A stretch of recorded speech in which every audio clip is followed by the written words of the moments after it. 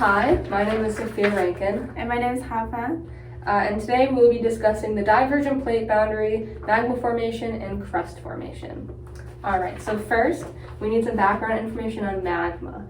So magma is a complex mixture of molten and semi-molten rocks, crystalline minerals, dissolved solids, and gases, and it can be found beneath the Earth's surface and is formed beneath the crust but above the mantle. So we mostly detect magma in the overriding crust of subduction zones, some oddball hotspots, hotspot volcanoes, or in our case today at divergent plate boundaries. So before we observe the magma, however, we need to ask ourselves, how does ocean crust form? So oceanic crust is formed at mid-ocean ridges, where tectonic plates are tearing apart from each other. As magma that wells up in these rifts and Earth's surface cools, it becomes young oceanic crust. So let's draw that out. So first, we have the sea level, which I will call SL, and then the mid-ocean ridge is MOR. And then we can draw two diverging plates. So this is called plate A.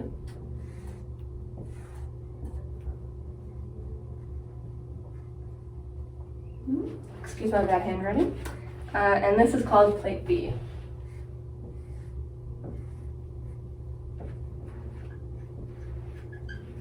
Okay. So diverging means that they're moving away from each other. So we can also draw two arrows going in the opposite direction.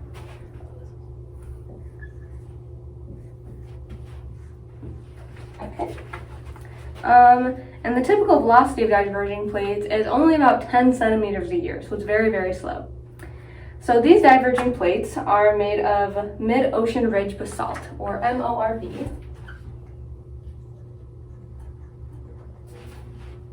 And there tends to be the rock basalt on the top and gabbro on the bottom.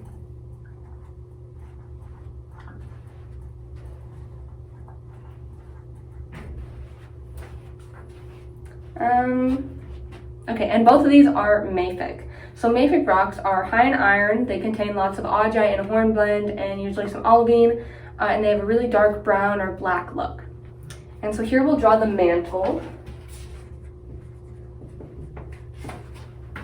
And the mantle is mostly made of peridotite.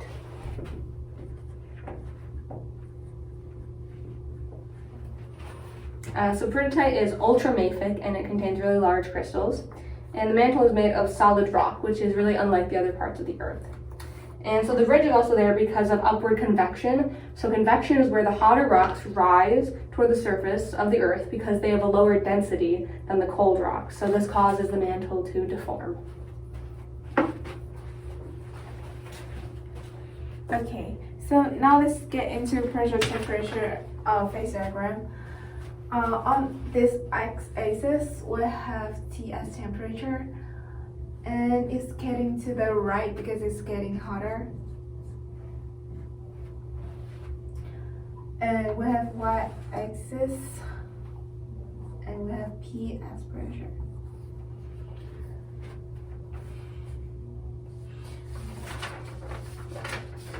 Okay, so high temperature and low pressure favors in the liquid phase, and low temperature and high pressure favors in a solid phase. So we have here we have liquid and here we have solid. There is also a section that is solid and liquid. This is due to partial melting. So I have two lines here, which is solid and liquid.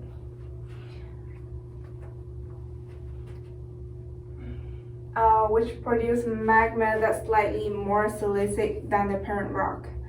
Rocks contain multiple minerals that will generally melt or crystallize at different temperatures. Silicic and intermediate minerals melt at cooler temperatures around 700 degrees Celsius compared to mafic and ultramafic minerals that can melt at upwards of 1200 degrees Celsius. So, on our diagram, this area refers to this partial melting stage where the rock is not completely liquid or solid. This line becomes the liquidus we have liquidus here. And this one will become solidus.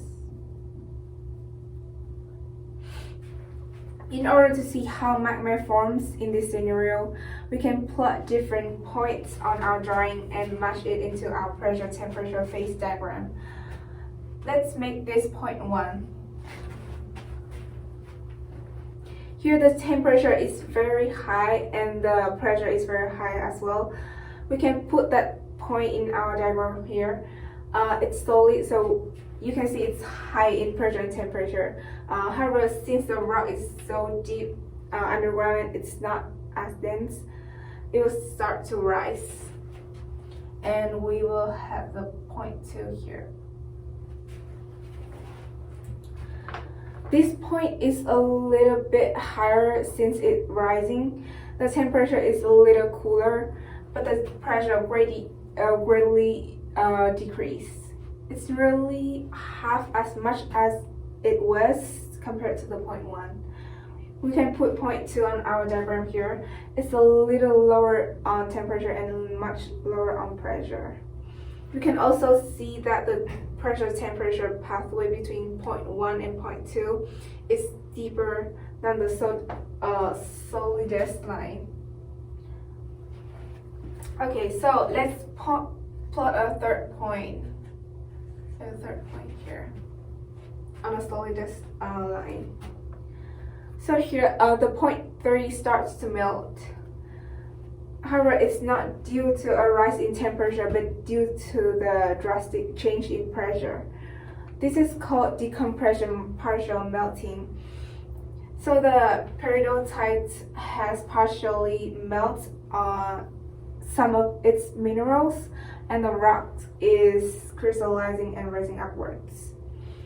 As this third point is rising and melting, it will eventually crystallize to gabbro or basalt, depending on where. So as we mentioned before, basalt is located higher on the plate boundary than gabbro. So we can draw how the peridotite from the mantle rises and see how there's slow moving currents in the mantle. Alright, except here we have a little gap. So that gap is filled by magma. So mafic magma is gathered here, and it's derived from the mantle. So magma is formed by decompression melting at divergent boundaries. Melting from decomposition occurs in the mantle as well. The divergent boundaries pull apart, creating a weak spot in the crust that allows magma to enter and reach the surface. Magma rises from the earth mantles to the surface because it has lower density than the rocks, and it solidifies to create new oceanic crust. Alright, and that's how oceanic crust is formed. Thank you for watching.